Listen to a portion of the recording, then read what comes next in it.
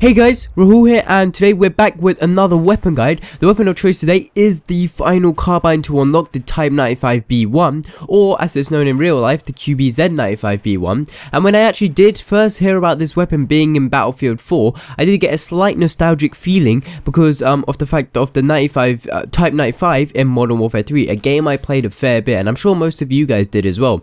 And in fact, I do believe I received my first Moab with that weapon.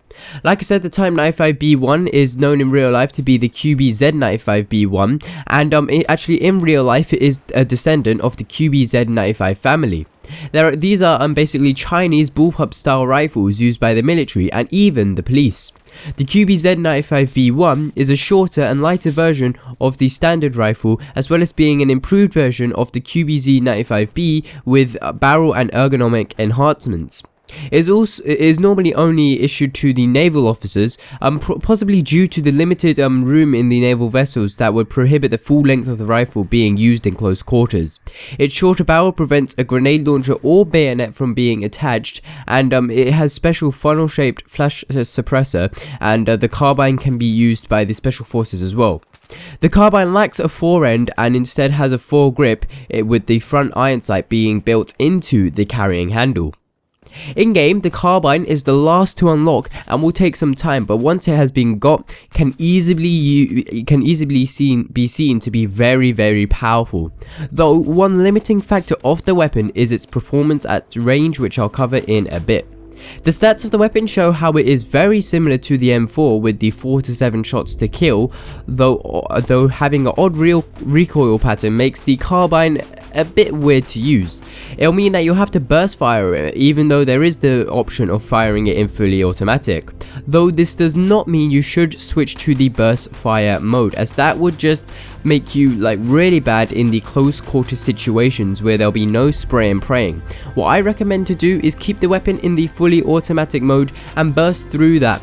3 to 4 round bursts are what I usually use, and I think having a slight pause in between them to let the Type 95 reset itself is a really good idea, and that's really how you should be using the weapon.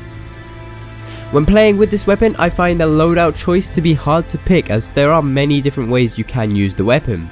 As it is a carbine, you will be able to use it with any kit, though I would recommend possibly to use it mainly with the assault and engineer, as they'll have the best uses for it. With your assault kit, you'll be able to chuck down those medic kits and dish out some revives, whilst with the engineer kit you'll be able to rendezvous any enemy aircrafts in the air. For the actual weapon, a sight is nice to have, though it's not entirely needed. The actual iron sights for the weapon prove to be very effective, even up to some of the longer ranges. I really did enjoy using it, but if one simply cannot use it, then a little RDS should help you out. Though with how the weapon works well at range, a longer range optic could also do the trick. It's really just down to personal preference.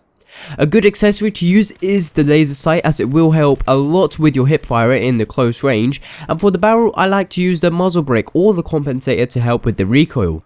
Normally I do like to run suppressors, but with this weapon it just doesn't seem to work out well. Finally, for the underbarrel, I like to use an angled grip. This helps a lot with the first shot recoil, and as there is quite a lot of first shot recoil, counter it is going to help out tremendously.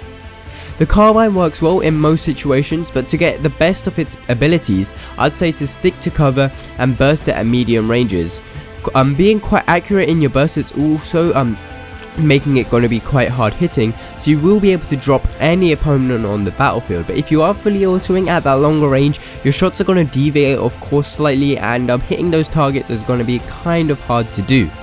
But this is it for this weapon review. I hope you have enjoyed the video, and if so, leaving a like rating would be much appreciated. But as always, I am Rahul, and I'll catch you on the battlefield.